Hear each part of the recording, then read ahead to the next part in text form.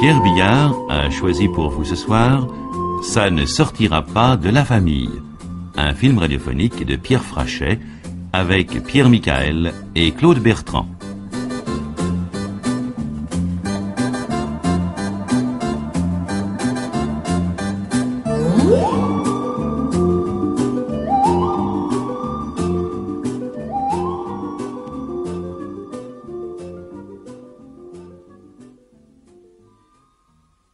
Bonsoir, monsieur.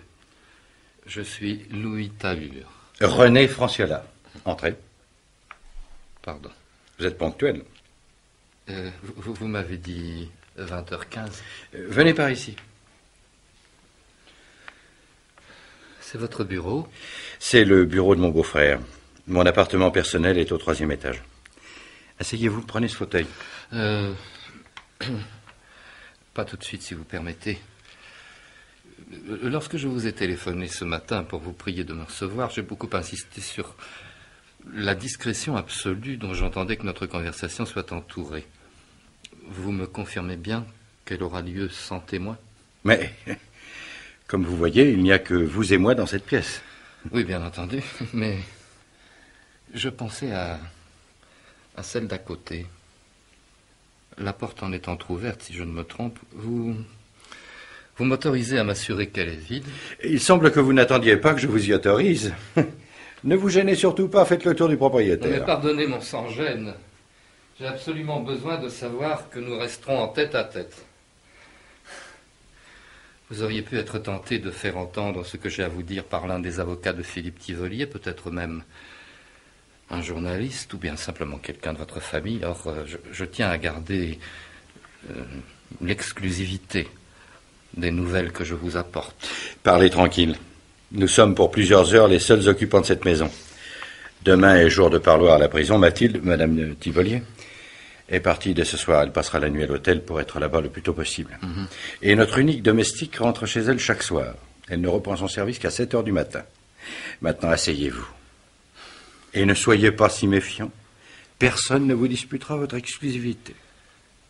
J'en serai un peu plus sûr quand vous aurez actionné le bouton d'arrêt du magnétophone qui se trouve dans le tiroir de droite de ce bureau et que vous venez de mettre en marche à l'instant. Un point pour vous. Vous êtes un bon observateur. Soit. J'arrête le magnétophone. Merci. Voilà.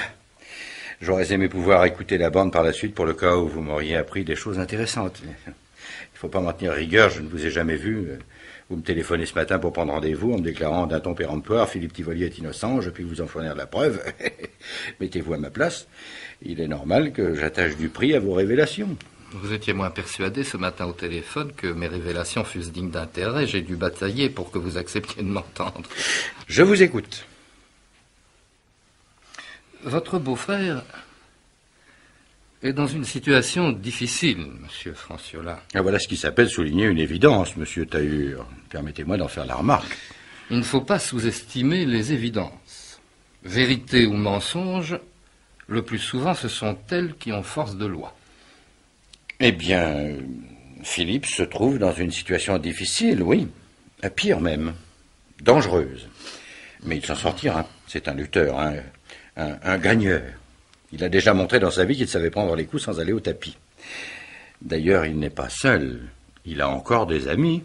Oui, vous avez dit « encore ». Les amis d'un homme puissant ne sont pas plus sûrs que les autres. Quand le naufrage menace, ils mettent seulement un peu plus de temps à quitter le navire.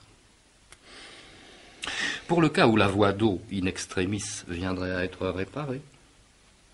Et puis, les amis devant une cour d'assises, ça ne sert jamais qu'à produire des témoignages de moralité. On n'emporte pas un acquittement avec des certificats de bonne conduite. Il n'est pas encore question d'acquittement. Nous espérons bien lui faire obtenir un non-lieu. Je ne crois pas. Pourquoi donc? Avec ce genre de dossier, le non-lieu vient tout de suite, ou bien il ne vient jamais. Ce n'est pas l'avis de ses avocats. Oui. Et il est défendu par 3 des plus grands maîtres du barreau français. L'expression « maître du barreau » m'a toujours paru assez fâcheuse pour désigner des gens dont la plupart des clients échouent derrière ceux d'une prison. Et puis, les grands avocats, c'est mauvais signe, comme les grands chirurgiens. Quand on fait appel à eux, c'est que le cas est vraiment désespéré. Le cas de Philippe n'est pas désespéré. Pas encore. Examinons les faits dans l'ordre chronologique, impartialement, si vous voulez bien. Vous me reprendrez si j'oublie quelque chose.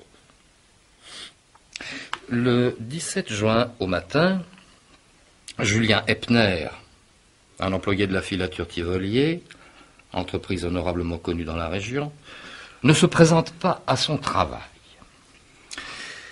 Vers midi, la vieille demoiselle chez qui cet employé habite une chambre meublée téléphone à l'usine pour s'inquiéter de l'absence de son locataire. Celui-ci, qui mène d'ordinaire une existence très rangée, dont les règles sont immuables, n'a pas passé la nuit dans son lit. Toutes ses affaires, cependant, sont restées dans sa chambre. Un peu après 14 heures, Philippe Tivolier, le président-directeur général de l'entreprise, appelle lui-même la police pour signaler l'incident. La disparition de son aide comptable lui semble d'autant plus troublante qu'il avait reçu celui-ci chez lui, la veille au soir. Epner lui ayant demandé ce rendez-vous de caractère personnel. Philippe Tivolier était seul ce soir-là, puisque vous étiez parti le matin même pour accompagner sa femme, votre sœur, dans la villa qu'il possède sur la Côte d'Azur. Un Mougin, très exactement. C'est ça, oui. La police, comme presque toujours en pareil cas, fait observer qu'une disparition n'est de son ressort qu'après 48 heures. Et que de plus, les recherches doivent être sollicitées par la famille. Julien Epner, qui est de nationalité belge, n'a aucun parent dans la ville. Le lendemain matin, l'aide comptable n'ayant reparu ni au domicile de sa logeuse ni à l'usine, Tivolier téléphone de nouveau au commissariat. L'industriel est une personnalité locale, il est conseiller municipal, et beaucoup s'accordent à voir en lui le futur maire de la cité. Un peu pour lui faire plaisir, on charge un inspecteur de recueillir des renseignements. Aucune trace de disparu dans les hôpitaux les plus proches. L'officier de police se présente ici en fin d'après-midi pour poser quelques questions de routine. Tivolier le reçoit sur la terrasse, puis le raccompagne vers la grille, en passant par le bord de l'eau. Et c'est alors que tout se détraque. La conversation va tourner à l'interrogatoire. La propriété comporte une plage et un embarcadère privé sur le lac. Dans l'un des 3 bateaux de la famille, une barque à fond plat, tirée sous le ponton, le policier remarque des taches de sang. Votre beau-frère s'en étonne avec lui. Le commissaire est prévenu, qui se dérange aussitôt. Je passe sur les différents stades de l'enquête que vous connaissez déjà. Les découvertes compromettantes se succèdent en rafale. 8 heures plus tard, Tivolier se retrouve dans les locaux du commissariat et le juge d'instruction signe à son endroit un mandat de garde à vue. Il faut reconnaître qu'il y a de quoi, non? L'analyse du sang répandu dans la barque montre le même groupe A positif que celui qui figure sur une carte de donneur trouvée dans la chambre de Epner. Sur la moquette du bureau de Tivolier, ici, où nous nous trouvons, je présume. Oui. 3 grosses gouttes de ce même sang ont été lavées d'une manière sommaire, mais ne sont pas complètement effacées. Derrière le dossier d'un fauteuil, celui dans lequel je suis assis, peut-être? Non, l'autre. Les policiers récupèrent des débris de verre et un morceau de monture qui sont reconnus par des témoins comme ceux des lunettes de Epner. La chaîne d'amarrage de la barque ainsi qu'une pièce de fonte de 20 kilos qui lui servait d'ancre demeurent introuvables. Introuvable également le pistolet de calibre 9 mm pour lequel Tivolier possédait un permis de port d'armes délivré 4 ans plus tôt et qui s'est, selon ses déclarations, mystérieusement envolé du tiroir où il avait toujours été rangé. Dernière personne à avoir vu Epner vivant, votre beau-frère raconte la soirée du 16 juin d'une manière inattendue et qui tient du suicide. Il prétend que Epner avait apporté avec lui une bouteille de whisky, que ce breuvage était drogué et qu'il s'est endormi brutalement sous les yeux de son visiteur après en avoir avalé quelques gorgées. Le motif de la visite, l'aide comptable désirait l'entretenir d'une irrégularité alarmante qu'il aurait relevée dans des facturations de coton en provenance d'Australie et dont il se disait en mesure de dénoncer le responsable. Épluchées par un expert financier, ces factures apparaissent tout à fait normales. Mais parmi les papiers de Eppner, dans la chambre de celui-ci, on a déniché un projet de lettre anonyme, rédigé selon la tradition avec des caractères découpés dans des journaux, dont la teneur était « Votre mari a une maîtresse. Est-ce que votre beau-frère trompait sa femme ?» Oui, depuis 2 ans. Seulement, Mathilde avait été au courant dès le premier jour et il se trouve qu'elle tolérait cette liaison. L'argument ne tient pas. Peut-être, oui. Mais Eppner n'était pas censé connaître cette libéralité d'esprit de Madame Tivolier. La police avait là un mobile très acceptable.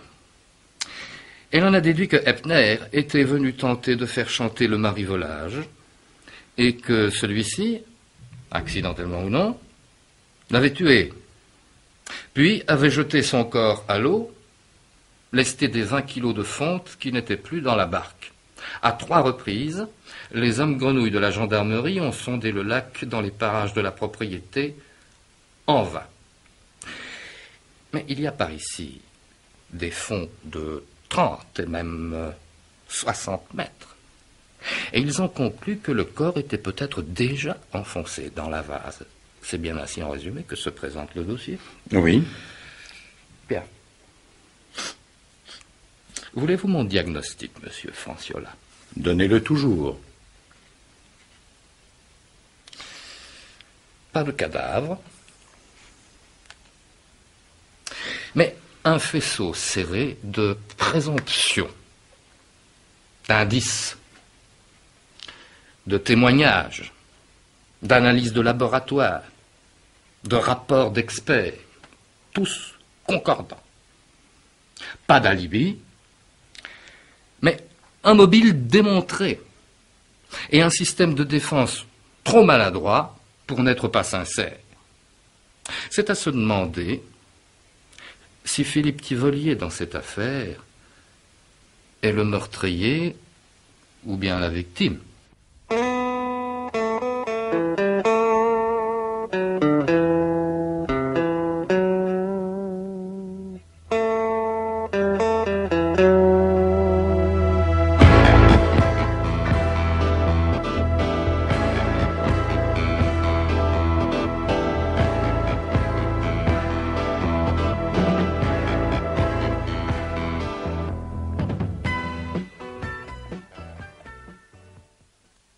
La victime? Que voulez-vous dire? Personne ne s'est posé la question, ni les enquêteurs, ni les avocats, ni le principal intéressé, votre beau-frère lui-même. Or, s'il est innocent, cette question est la seule qui puisse trouver immédiatement sa réponse. Je ne comprends pas. Depuis 9 jours, depuis son premier interrogatoire, Philippe Tivolier, tous ceux qui, professionnellement ou non, réfléchissent sur cette affaire, les policiers, le juge d'instruction, ses défenseurs, sa femme, ses amis, vous aussi sans doute, tout le monde raisonne à partir de l'alternative coupable ou non coupable. Mais il n'y en a pas d'autre? Justement, si. Laquelle? Assassin ou victime. Je comprends de moins en moins. Je pars du postulat que votre beau-frère est innocent. Et je ne fais rien d'autre depuis plus d'1 semaine. Certes, parce que vous êtes le frère de sa femme, que vous travaillez avec lui, vous êtes son partisan, par inclination, par intérêt ou par la force des choses, peu importe. En tout cas, votre réaction est sentimentale.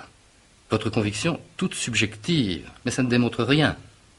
Et cette attitude vous enferme dans l'alternative dont je parlais à l'instant. Moi, je change les termes de l'alternative. Vous allez voir que la différence est importante, car elle ouvre un champ de recherche tout à fait nouveau. Je vous avais promis quelques surprises, vous ne serez pas déçus. L'affaire Tivolier pourrait bien constituer, non une page marquante de la chronique criminelle, ne soyons pas immodestes, mais un mystère policier rigoureusement inédit. Comme vous y allez. Je n'exagère aucunement. Pardonnez-moi si je mets dans cette affirmation un peu trop de gourmandise verbale, voire rien de solennité. Ce léger accès de fierté mérite de l'indulgence. Il est du même ordre que celui qui anime l'archéologue mettant au jour un site préhistorique inconnu, ou bien le collectionneur dénichant dans une succession un Rembrandt authentique. Ignorer des catalogues. Pourquoi souriez-vous? J'étais en train de me demander si, en plus de votre élégance très britannique et de votre incontestable facilité d'expression, vous n'aviez pas aussi le sens de l'humour. Je suis de ceux qui pensent que l'humour a sa place dans toutes les circonstances, et même que c'est dans les circonstances difficiles qu'il est d'un plus grand prix. C'est vrai. Vous auriez tort toutefois de ne pas prendre ma visite au sérieux. Après tout, elle n'est pas encore terminée. Sourira bien qui sourira le dernier. Mais en somme, le meurtre de Julien Epner serait, selon vous, un exemple original de crime parfait. Un peu mieux que cela encore. Mieux. Un crime plus que parfait, alors. Il y a de cela, oui. Évidemment, considéré du seul point de vue du langage, le mot prête le flanc à la critique, puisque ce qui est parfait, par définition, ne peut être perfectible. Il a été inventé par les grammairiens. Ne soyons pas plus puristes qu'eux. Oui, oui. À condition d'entendre le mot crime, non dans son acception particulière d'homicide volontaire, mais dans celle plus générale de violation grave et délibérée de la morale ou de la loi. Ou des deux en même temps. Bien entendu. Mais la morale et la loi ne sont pas toujours et partout exactement superposables. Il arrive que le code soit en retard sur la société. Vous êtes un méticuleux. Vous aimez les nuances. En matière de droit, la nuance est très souvent l'essentiel. Les juristes sont des coupeurs de cheveux en quatre. Ôtez au texte de la loi écrite ces obscurités, ces ambiguïtés, ces chicanes, et vous réduisez la plupart des avocats au chômage. Pas ceux de Philippe, en tout cas. Pour le moment, ils ont toujours du travail. Cela dépend de moi. Je peux leur enlever leurs clients dans les 24 heures. Vous avez même fixé la date. Si tout se passe comme je l'ai prévu, je pense que l'affaire sera réglée demain soir. C'est que la clé du mystère est simple, monsieur Franciola. Très simple. Le crime parfait est celui où l'on ne retrouve pas l'assassin. Le crime plus que parfait, celui où il n'y a pas d'assassin.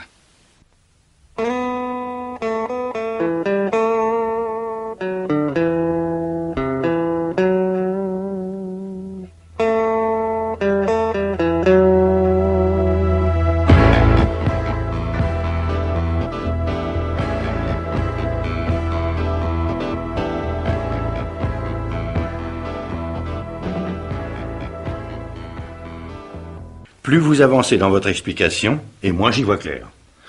Parce que vous ne vous servez pour tenter d'y voir clair que de la logique. Et la logique ne suffit plus. Il faut entrer, comme je le disais, dans le domaine de l'imagination. Philippe Tivolier n'est pas l'assassin de Julien Epner, parce que Julien Epner n'a pas été assassiné. Votre beau-frère est la victime d'une machination. Maintenant, cessez de considérer le problème de l'extérieur. Entrons dans la machination pour en démonter les mécanismes. Mettons-nous à la place de l'ingénieur qui l'a conçu et fabriqué. Oui. Imaginons un homme intelligent et sans scrupules. Sans scrupules, ça court les rues. Intelligent. Ça ne court pas les rues, parce que quand on court, on se fait remarquer. Et qu'un aventurier d'envergure veille à ne pas attirer inutilement l'attention. C'est peut-être là sa principale caractéristique. Il y a une forme d'évolution de la criminalité qui échappe encore aux spécialistes. Chez les hors-la-loi qui ont vraiment de la cervelle, le premier impératif n'est plus le maximum de profit, mais le minimum de risque. Jadis, même les grands chefs de bande jouaient leur tête pour une banale attaque de diligence. On encourait l'échafaud pour voler un sac de voyage. En 1900, un Apache poignardait pour arracher la montre d'un bourgeois. Mais nous sommes entrés depuis dans la société d'abondance. Tout le monde veut sa part de bien-être. Et le premier bien-être pour un voyou, c'est la liberté. Notre homme intelligent et sans scrupules est un voyou qui réfléchit.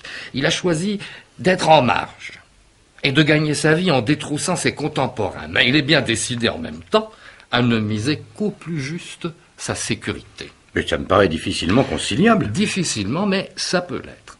Si je vous comprends bien, vous évoquez ce que l'on nomme aujourd'hui le criminel en col blanc. Non, celui-là pour moi c'est déjà dépassé. Certes, il représente un type moderne de malfaiteur, il est un premier produit de l'évolution. La fraude fiscale ou douanière sur une grande échelle, les fausses factures, l'escroquerie fondée sur l'informatique, pour ne prendre que quelques exemples, constituent un progrès, si on ose dire, par rapport au brigandage de grand chemin. Mais ces méfaits coûtent encore cher.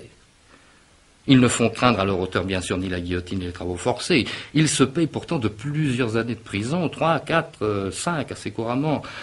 Vous n'y regarderiez pas, vous, même pour un butin considérable, à risquer 5 ans de prison? Mais je crois que si. Pour l'homme dont je parle, c'est trop cher. 5 ans, ou 4, ou 3, c'est trop long quand il y a la vie dehors, le soleil, les arbres, les femmes en robe légère, les voiliers sur le lac, les rires d'enfants dans les jardins. Mais ma parole, vous devenez lyrique. Je me laisse emporter par mon sujet. C'est à croire que vous plaidez pour votre propre compte. Mais alors, votre voyou au cerveau supérieur, qui a si peur de la prison, comment va-t-il pouvoir faire son métier? Eh bien, il va peser le risque. Il va choisir ses activités illégales en fonction d'un seul critère, la sanction pénale qui les frappe. Au-dessus de 6 mois ferme, il écarte systématiquement toute entreprise. Il vole des savonnettes dans les supermarchés? Vous venez de dire qu'il possédait un cerveau supérieur. Il invente. Quoi? L'affaire Tivolier, par exemple. Il calcule son risque, pour commencer, pratiquement nul. Les probabilités les plus pessimistes donnent 4 mois avec sursis et 2000 francs d'amende pour outrage à magistrat. En effet, c'est une mise de père de famille. Il aurait tort de se refuser ça. Ensuite, il repère sa proie. De loin. Il lui faut un homme riche, ça va sans dire. Un notable. Soucieux de respectabilité, un peu toqué de politique, friand de présidence d'associations sportives, culturelles, patriotiques, rêvant de conseil général, voire de députation, aimant assez la vie aussi pour être vulnérable. Avec une femme et une maîtresse, ce serait parfait. Il a jeté son dévolu. Sa victime sera Philippe Tivolier. Et il se met au travail. vous avez de ces mots. Toute création est un travail. Il n'y a pas que les honnêtes gens pour montrer du cœur à l'ouvrage. Oui, au fait. Et ce qu'il va mettre sur pied réclame des qualités, des qualifications dont beaucoup de bons citoyens seraient incapables de faire preuve. Mais vous parlez de lui comme s'il vous était sympathique. Et je respecte la conscience professionnelle, quelle que soit la profession. Vous avez raison. Tout ce qui est en voie de disparition mérite le respect. Imaginons à présent cet homme passant à l'exécution de son plan. Il a pensé longtemps, il a envisagé tous les obstacles possibles, prévu et pallié d'avance toute défaillance de la machinerie, fourbi, poli, repoli chacun des rouages de son piège avant de les assembler. Un beau soir de décembre, il débarque du train dans cette petite ville engourdie par l'hiver. Il est frileux, timide, bien propre. Il a retenu un mois plus tôt une chambre meublée chez une vieille demoiselle qui loue d'ordinaire à la belle saison 2 ou 3 pièces de son pavillon non loin du lac. Pour tout viatique, il a 2 grosses valises, 1300 francs qu'il dépose à la banque le lendemain de son arrivée, et une lettre de recommandation signée d'une importante relation parisienne de Philippe Tivolier. Il a obtenu cette lettre au moyen d'un mensonge quelconque sans doute, ou d'un quelconque stratagème, mais ça, personne ne pourrait l'attester. La signature est authentique, c'est bien lui que le texte concerne. C'est exact. Le lundi suivant, il entre aux établissements Tivolier, dans les services administratifs, en qualité d'aide comptable. Disons plutôt commis aux écritures. En réalité, il n'avait aucune aptitude bien particulière. Philippe ne l'a embauché que pour obliger un gros client. Très vite, cependant, il sera considéré comme un employé modèle. Il est toujours à l'heure, ordonné, et obéissant. Il ne bâcle aucune tâche, il ne réclame jamais d'augmentation. Il témoigne en somme de ces vertus médiocres des besogneux qui font les carrières de pauvres types et la sérénité des employeurs. Au fil des semaines, par bribes, on connaît sa vie, peu à peu. On apprend qu'il est né à Namur, de parents d'origine alsacienne, qu'il est célibataire, qu'une santé fragile l'a conduit, sur les conseils de son médecin, à chercher pour quelque temps un emploi dans cette région dont le climat lui est favorable. Il a 31 ans, on lui en donne 15 de plus. Je n'ai jamais su lui donner un âge. Il était de ces hommes qui, dès leur jeunesse, ont déjà l'air de petits vieux. Oui, c'est une observation assez juste. De plus, il est affligé d'une claudication légère, mais perceptible, et d'une voix un peu trop aiguë, un peu nasillarde. Il a conservé l'accent de Namur. Il porte un collier de barbe qui ajoute à l'austérité de son visage, et puis des lunettes rondes à gros verres de myope. Il a un physique de vaincu. Un de ces êtres qui paraissent promis, quoi qu'il fasse, à un triste destin. La presse a rapporté un propos de mademoiselle Paradol, sa logeuse, qui va tout à fait dans ce sens. Elle a dit « Il avait un regard si triste qu'on ne pouvait s'empêcher de penser qu'il lui arriverait une catastrophe. » Oui, je me rappelle ce reportage. C'est vrai qu'on avait envie de le plaindre quand on l'avait en face de soi. Mais lui ne se plaignait jamais. Oui, vous continuez à parler de lui à l'imparfait, alors que je m'applique à vous démontrer qu'il est toujours vivant. Ne soyez pas trop pressé, ni trop optimiste. Je ne suis pas encore acquis à votre thèse. Eh bien, vous finirez par l'être, ne vous découragez pas. Nous verrons, continuez. Bon, voilà campé le personnage. Chaque détail du portrait a son importance, vous comprendrez pourquoi tout à l'heure. Julien Epner a pris sa place dans cette ville et dans l'entourage de sa future victime. L'appât est posé. Il lui reste à attendre. L'occasion ? L'occasion, même pas. L'occasion, il la créera lui-même au jour et à l'heure qui lui sembleront les plus propices. Non, attendre. Attendre tout court, c'est nécessaire. C'est nécessaire pour que, le moment venu, sa disparition soit remarquée. Il faudra qu'elle dérange des habitudes. Ces habitudes, il doit se donner le temps de les imposer. Le succès de son plan dépend de la vraisemblance absolue de la mise en scène.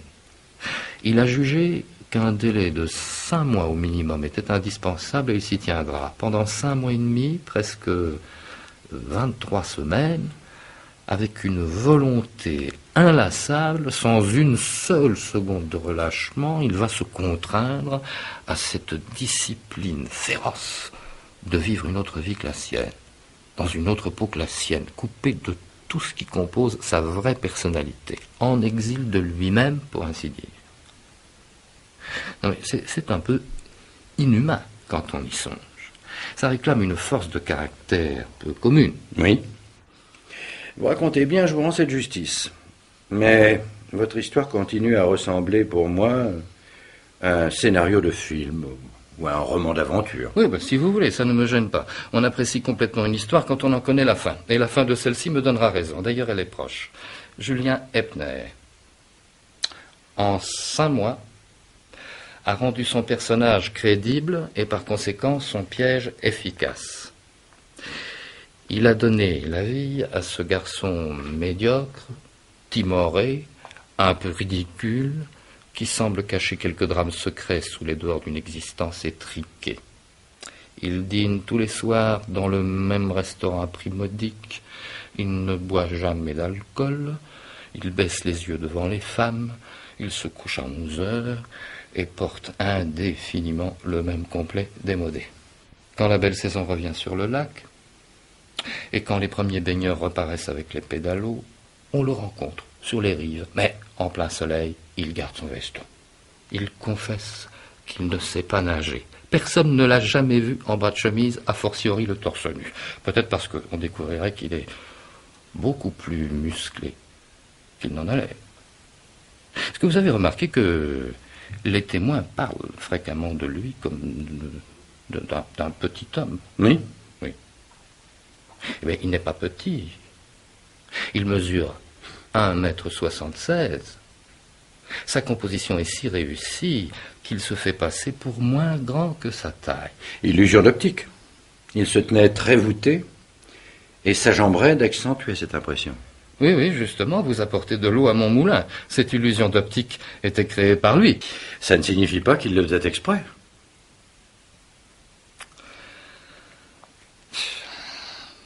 Ah, vous êtes difficile à convaincre. Bien. Il me reste à ajouter une dernière touche au portrait. Elle devrait vous mettre sur la voie. Elle aurait pu vous alerter d'ailleurs, sans que je la souligne, car il s'agit d'un renseignement que la presse a mentionné. Bien des journalistes n'y ont vu que du pittoresque, comme ça se produit trop souvent. Ouais, c'était piquant, ça permettait de faire un titre. Sous couvert de décrire l'enquête, on allait chez le public. La frontière, dans certains cas, n'est pas toujours totalement imperméable entre l'information et le racolage.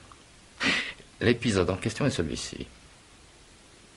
Au cours de la semaine qui a suivi son arrivée dans cette ville, avant que votre beau-père lui ait procuré son emploi, Eppner avait adressé à la télévision régionale le texte d'une comédie policière en 2 actes dont il espérait obtenir une émission. Et cette œuvre était intitulée « J'ai laissé la clé sur la morte ». Je me souviens de cela aussi. Un hebdomadaire a publié le facsimilé de la première page du manuscrit. Pour ma part, j'avais trouvé le titre de cette pièce assez amusant. Oui. À qui ne déteste pas les jeux de mots, il peut plaire, en effet.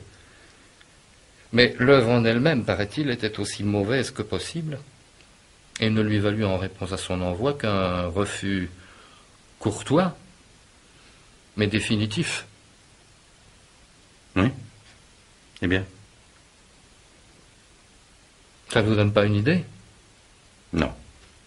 Je ne vois pas laquelle. Mhm. Parce qu'il avait montré du goût pour la littérature criminelle, vous voulez sous-entendre qu'il était prédisposé à devenir un malfaiteur? Oh non. Quoi alors? Quelque chose de plus précis. Un indice. Un indice? Non. Non, j'avoue qu'il ne me saute pas aux yeux. Non? Ah, tant pis. Ne jouez pas aux devinettes, expliquez-moi. Non, pas pour l'instant. Non, ce n'est pas, croyez-le, que je tienne à ménager un effet de surprise, mais je préfère conserver à mon récit la progression que je lui avais prévue. Vous vous rendrez mieux à l'évidence si elle s'allume pour vous, brutalement. Vous êtes assez autoritaire dans votre genre. Oui. Nous n'avons plus maintenant qu'à démonter la dernière pièce de la machine infernale, la plus décisive, la plus délicate. Le détonateur. C'est-à-dire? La nuit du 16 au 17 juin. Imaginons toujours que j'ai raison, que les policiers aient tort. Nous allons prendre un à un chacun des points forts de l'accusation et les analyser à l'envers. En considérant Philippe Tivolier non pas comme l'assassin présumé, mais comme la victime probable.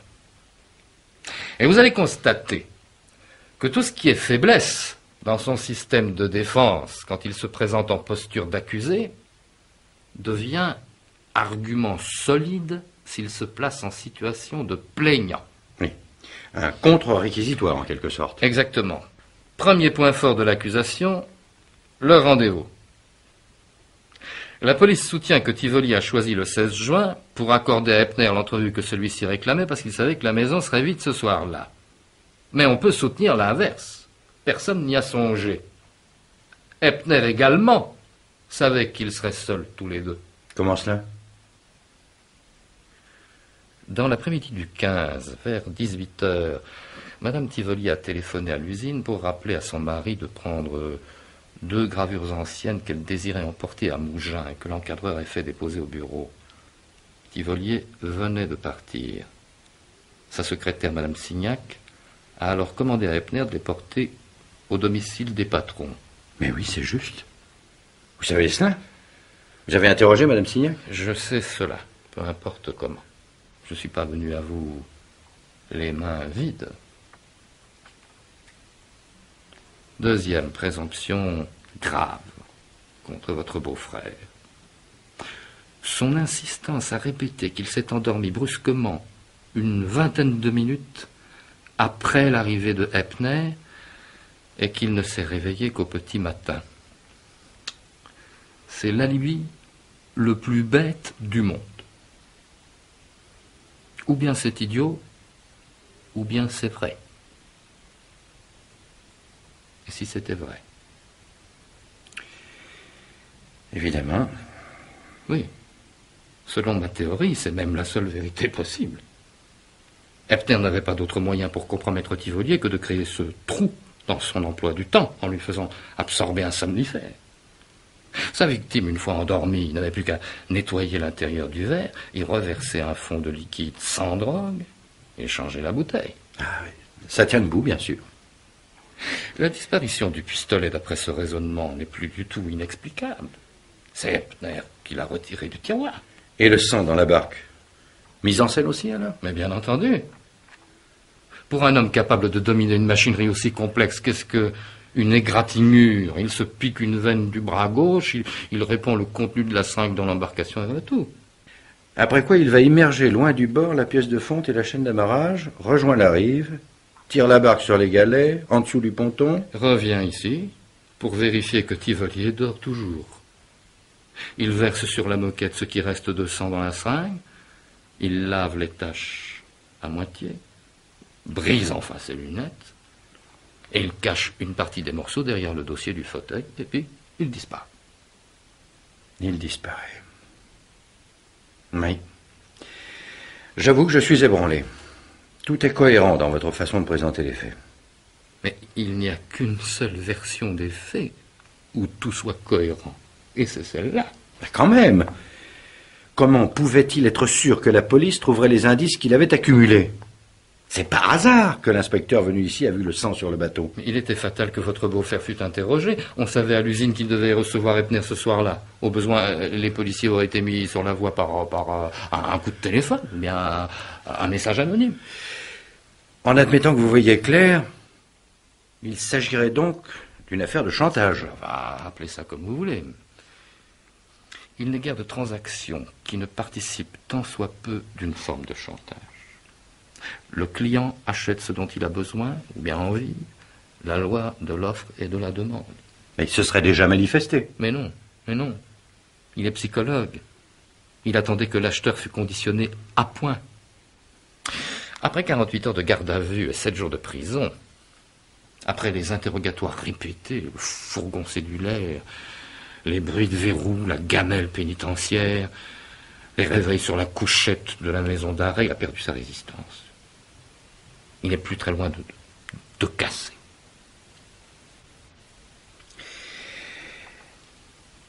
J'ai peut-être été un peu long à réaliser.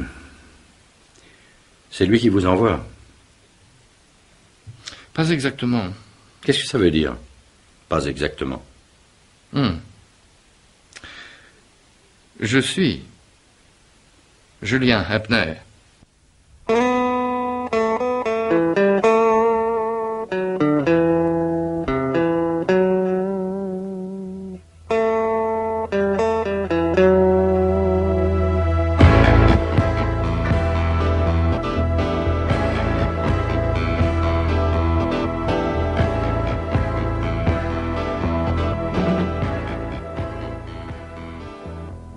Écoutez, mon vieux, vous me décevez. Jusque-là, vous étiez monté brillant causeur et fin détective, je l'ai reconnu. Je me rangeais peu à peu à vos idées, j'en étais à croire que vous m'apportiez vraiment quelque chose. Et puis soudainement, voilà que ça tourne à la farce grinçante et au poisson d'avril. On tombe d'Agatha Christie dans Ponson-du-Terrail. Je sais bien que 140 personnes travaillent dans l'entreprise et que sans doute, je ne me souviens pas du visage de chacune. Mais Eppner, je le rencontrais presque tous les jours. Il n'y a pas 3 semaines, je l'ai encore vu dans cette pièce, ici, près du fauteuil dans lequel vous êtes assis. Oui. Et où vous étiez assis vous-même ce matin-là? Votre beau-frère, lui, était à son bureau, à la place que vous occupez aujourd'hui. Et Julia Epner se tenait debout ici. Ah, vous avez raison, un petit peu plus en arrière peut-être. Il portait son éternel complet croisé bleu marine, sa cravate grise, ses chaussures noires fatiguées mais cirées impeccablement. Et il penchait sur la moquette ses gros yeux d'épagnol contrit. Il était venu vous remettre les états des cotisations sociales que vous lui aviez fait demander.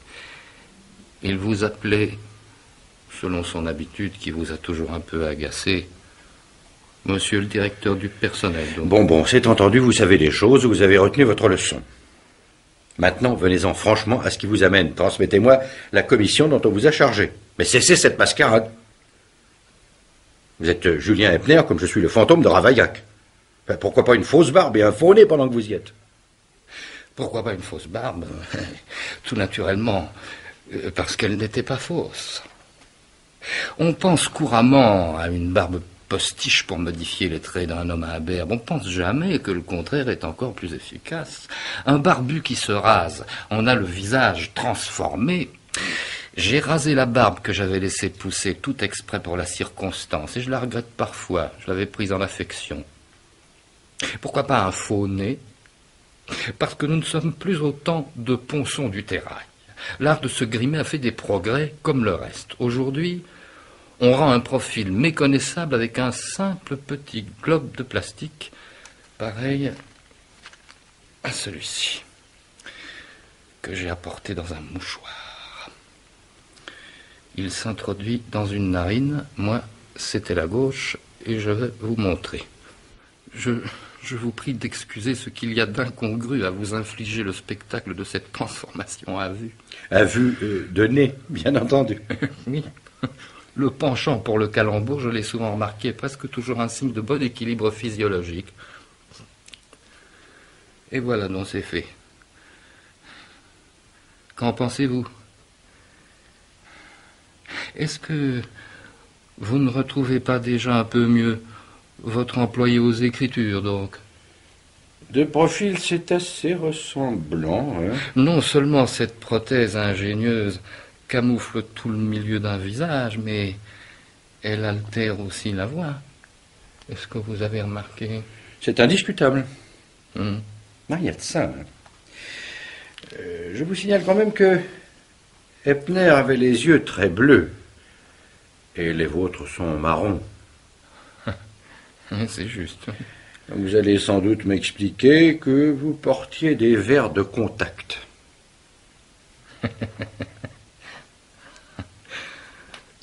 Nous commençons à bien nous comprendre. Ce sont des lentilles extra souples fabriquées en Allemagne. Je les ai avec moi. Elles se posent avec une extrême facilité. Hop. Et hop. Les revoici, mes yeux très bleus. Je les retirai le soir, bien entendu. Mais elles sont si légères et si commodes que j'aurais pu dormir avec en cas de nécessité. Figurez-vous qu'un matin, au début du mois d'avril, j'étais parti pour le bureau en les oubliant sur ma table de nuit. Je m'en suis avisé sur la porte de l'usine. À l'instant où Madame Signac s'y présentait en même temps que moi, je n'ai eu que le temps de feindre un éternuement quand elle m'a tendu la main pour me dire bonjour. Mais il manque les lunettes. J'en avais une paire de rechange absolument identique à celles qui furent brisées pendant la nuit du crime. Les voici également.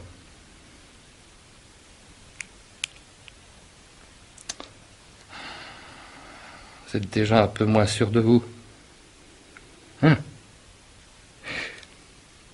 Pour les cheveux, je me contentais de les aplatir et de les séparer par une raie au milieu. Comme ceci, grosso modo. Voilà. Reste la barbe. Eh bien, j'en ai apporté une fausse pour vous contenter. Vous êtes un homme du XXe siècle. Vous ne savez croire que ce que vous voyez. La civilisation de l'image vous a fait l'esprit paresseux. Oh, d'abord, cette barbe postiche est beaucoup moins belle que la vraie. Oh, c'est à peu près la même forme, la même couleur. Je vais me la fixer sommairement sur les joues. Votre petit numéro de musical est assez réussi. Je ne puis faire autrement que d'en convenir. Faites abstraction de ce que vous appeliez tout à l'heure fort aimablement mon élégance très britannique. Je ne pouvais pas me présenter ici avec les habits de Eppner dans une valise. Si je me lève, vous retrouvez la silhouette. Si je me déplace, vous retrouvez la démarche. Non? La claudication, je l'obtenais au moyen d'une chaussure spéciale, mais je sais la contrefaire, sans artifice. Regardez.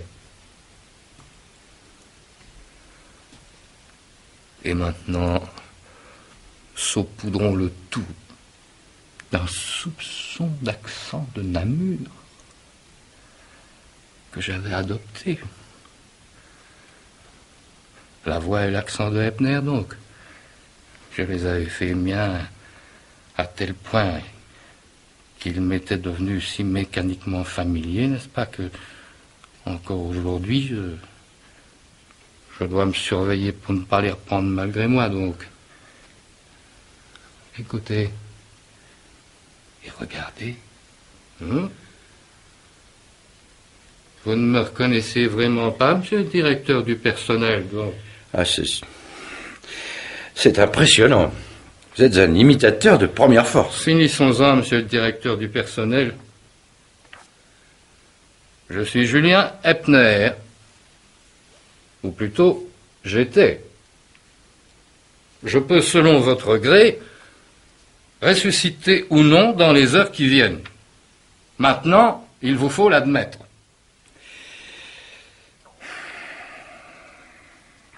Comment s'appelait le chef magasinier qui a pris sa retraite le 30 avril?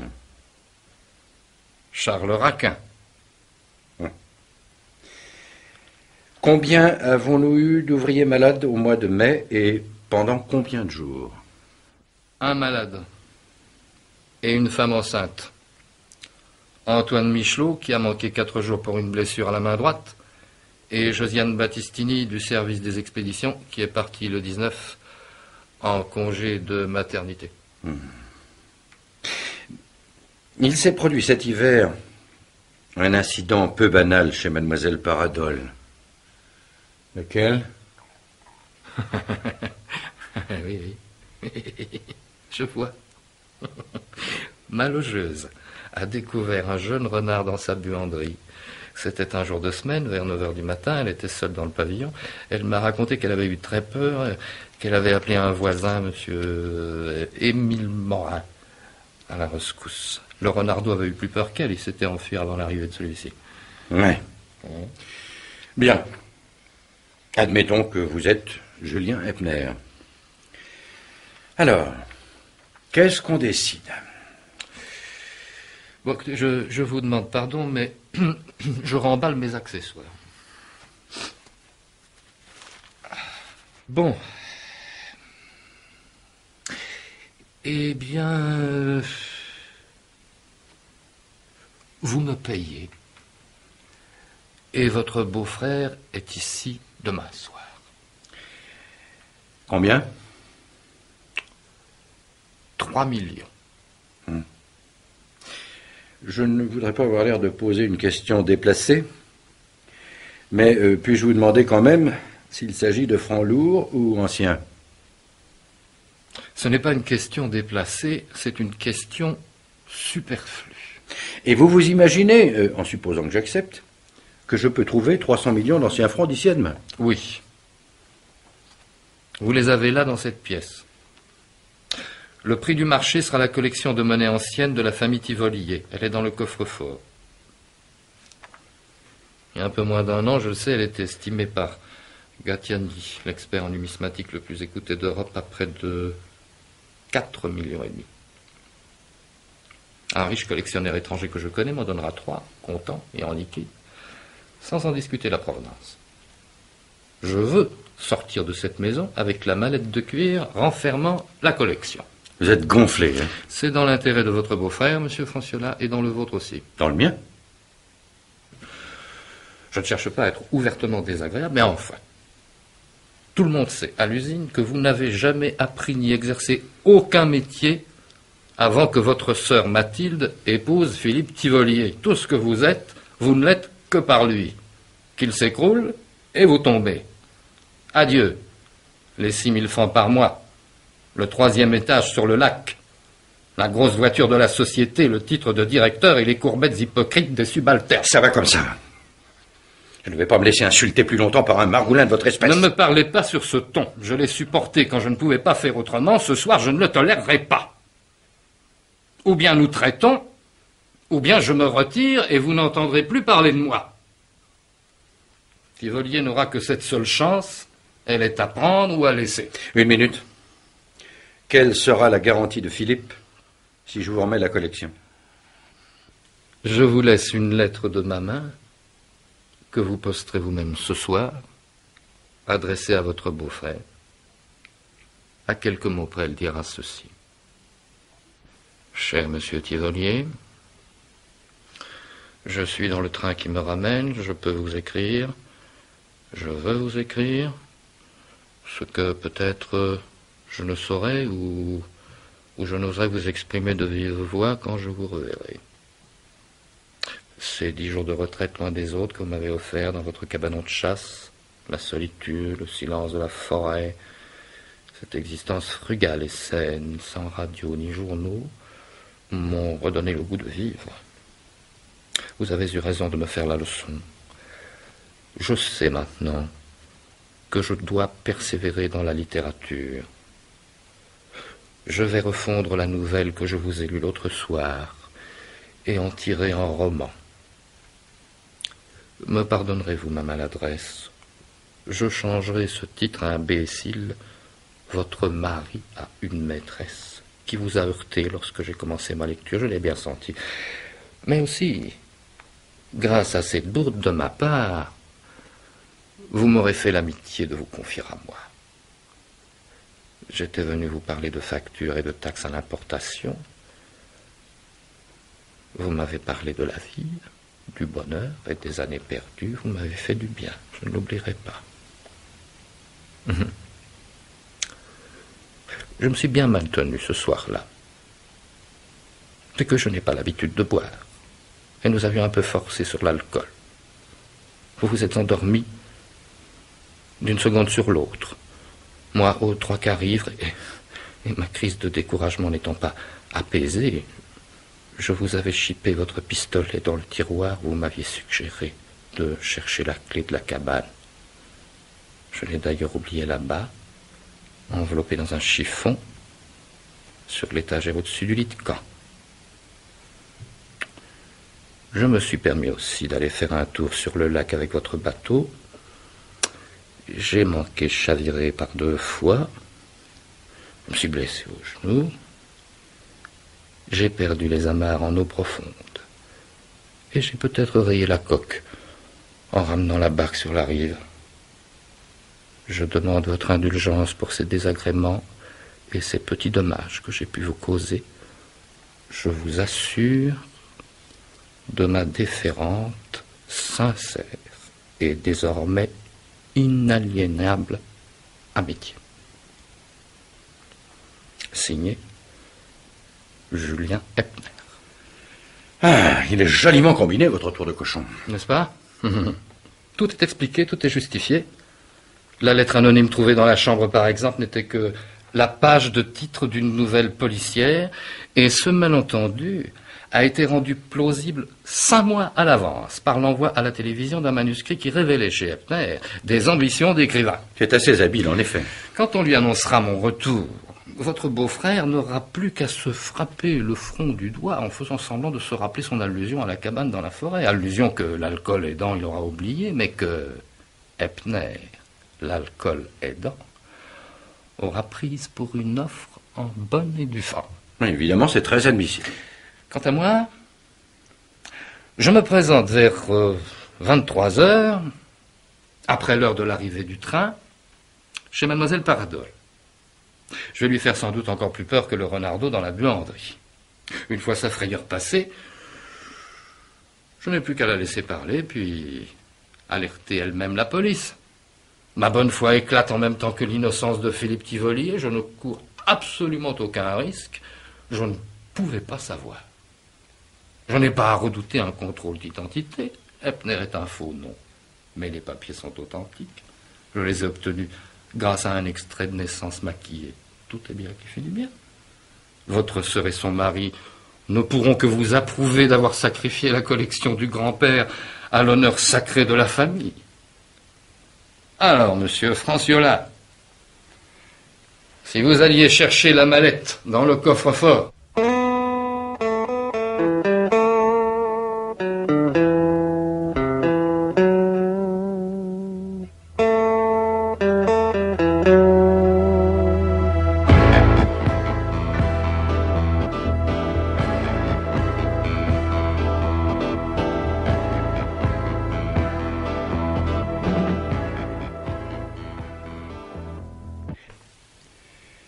Eh bien, je crois qu'il m'est difficile de faire autrement. D'accord. Installez-vous au bureau pour écrire votre lettre. Voici la mallette. Vous pouvez vérifier. Merci. Attention, gardez les mains bien à plat sur la table. Ne vous retournez pas. Il y avait un second pistolet dans cette maison, le mien. Il est chargé et je sais m'en servir. Votre coup d'arnaque était déjà un petit chef-d'œuvre, mais je vais l'embellir encore. J'ai une surprise pour vous. Vous ne croyez pas si bien dire quand vous affirmiez que je n'étais rien sans Philippe. En réalité, il me donne de l'argent pour contenter Mathilde et pour sauver les apparences, mais il m'a toujours traité en pauvre type. J'en ai assez d'être le mendiant des Tivoliers. Vous m'offrez une occasion inespérée. Je ne vais pas la laisser perdre. Si Philippe reste en prison, ne serait-ce que quelques années, je cesserai d'être un figurant. Je deviendrai le vrai patron de l'entreprise. Ma sœur ne s'est jamais intéressée à l'usine. Elle sera bien obligée de s'en remettre à moi. Même plus tard, quand mon cher beau-frère nous reviendra, sa peine purgée, mais sa réputation démolie, la place que j'aurai prise, il ne pourra plus me l'enlever.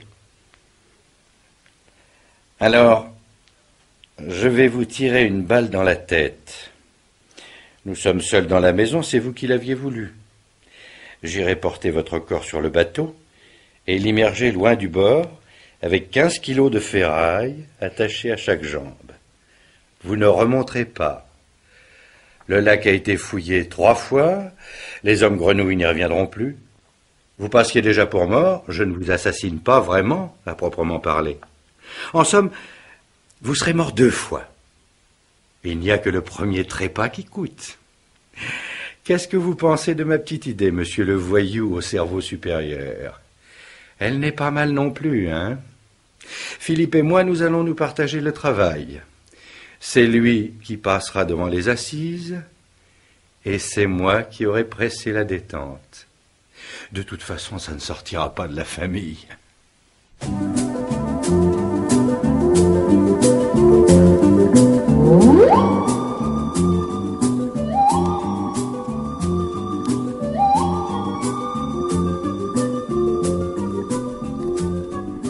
Pierre Billard avait choisi pour vous ce soir « Ça ne sortira pas de la famille », un film radiophonique de Pierre Frachet avec Pierre Michael et Claude Bertrand.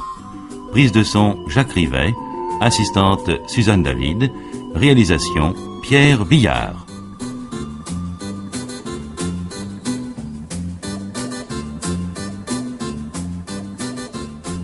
Cette émission a été enregistrée dans les studios de l'ORTF à Nîmes.